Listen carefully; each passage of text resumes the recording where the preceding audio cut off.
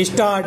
अपीलार्थीगण को बरसाना उत्तर प्रदेश में दिनांक 26/3/1991 को पंचायत के आदेश पर घटित हॉनर किलिंग की घटना में तीसरा हत्या कांड के लिए दोषित एवं दंडित किया गया है।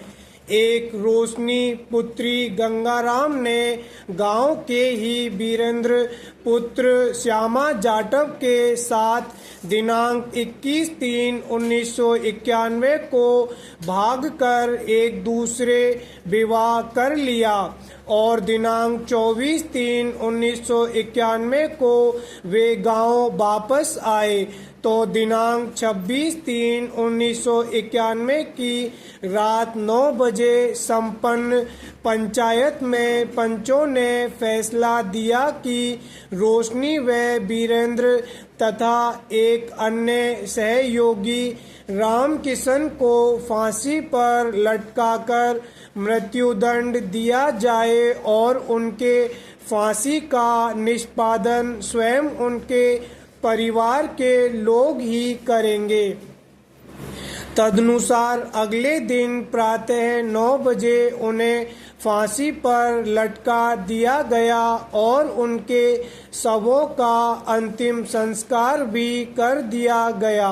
पूरे घटना के दौरान सभी ग्रामीणों को गांव से बाहर जाने पर रोक लगा दिया गया, किंतु किसी तरह एक ग्रामीण बचकर बरसाना पुलिस स्टेशन में घटना की सूचना दिया। तदनुसार गांव के 54 अभियुक्तों को उपयुक्त धाराओं में अभियोजित किया गया, किंतु विचारण न्यायालय ने 35 अभियुक्तों को दोषित किया, जिनमें से 8 को धारा 302-149 के अंतर्गत मृत्युदंड तथा शेष को धारा 302-149 के अंतर्गत आजीवन कारावास का दंड दिया। उच्च न्यायालय ने आक्षेपित निर्णय के द्वारा मृत्युदंड पाए दोष सिद्ध व्यक्तियों के मृत्युदंड को आजीवन कारावास में परिवर्तित कर दिया। सभी 35 अभियुक्तों ने इस न्यायालय के समक्ष अपील किया है। पैरा मामले के तथ्यों एवं परिस्थितियों, अभिलेख पर मौजूद साक्ष्यों तथा प्रत्यक्षदर्शी साक्षियों के साक्ष्यों भले ही उनमें से कुछ पक्षद्रोही घोषित कर दिए गए हैं और इस न्यायालय द्वारा माछी सिंह बनाम पंजाब राज्य 3 SCC 470 के मामले में स्थापित विधि के विचार में अपीलार्थी तेज सिंह, कमल, सीरो, बच्चू, राम सिंह, रमन और करण के मृत्युदंड को उच्च न्यायालय के द्वारा आजीवन कारावास के दंड में परिवर्तित करने के आदेश को कायम रखा जाता है। पैरा अपीलार्थी हरि सिंह को धारा 149 के संयोजन से दोषित एवं दंडित किया गया है। एक साक्षी ने साक्ष्य दिया है कि हरि भी पंचायत में मौजूद था।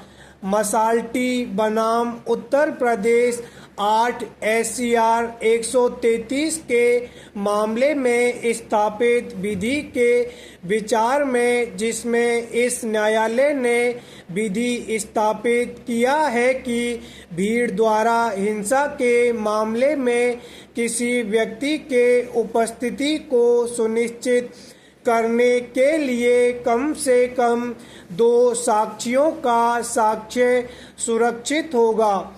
अपीलार्थी हरि को दोषमुक्त घोषित किया जाता है। इसी प्रकार अभियुक्त लाल सिंह के बारे में भी केवल एक ही साक्षी का साक्ष्य है, इसलिए वह भी दोषमुक्त का हकदार है। शेष अभियुक्त पहचान सुनिश्चित न होने के कारण संदेह का लाभ पाने के हकदार हैं। पैरा तर्क किया गया है कि अपीलार्थीगण में से अधिकांश ने अपराध करने में कोई सक्रिय भूमिका नहीं निभाई थी और उनकी दोष सिद्धि कायम नहीं रखा जा सकता है। यह तर्क मान्य नहीं है। धारा 149 के संयोजन से दोष सिद्धि की जा सकती है। धारा 149 किसी विधि विरुद्ध जमाव के सदस्यों की प्रतिनिधिक उत्तरदायित्व की घोषणा है। उस जमाव के उद्देश्यों के अभियोजन में किए गए कृत्यों के लिए या उन अपराधों के लिए जिसे घटित होना विधि विरुद्ध जमाव के सदस्य जानते थे। यदि कोई विधि विरुद्ध जमाव सामान्य उद्देश्य के साथ किसी अपराध को करने के लिए गठित होती है और उस उद्देश्य के अभियोजन में विधि विरुद्ध जमाव के किसी भी एक सदस्य के द्वारा उक्त अपराध चाहे एक हो या अधिक कर दिया जाता है, उस अपराध के लिए विधि विरुद्ध जमाव के प्रत्येक सदस्य प्रातिनिधिक रूप से उत्तरदायी होंगे, किंतु कारित सभी अपराधों के लिए नहीं। स्टॉप।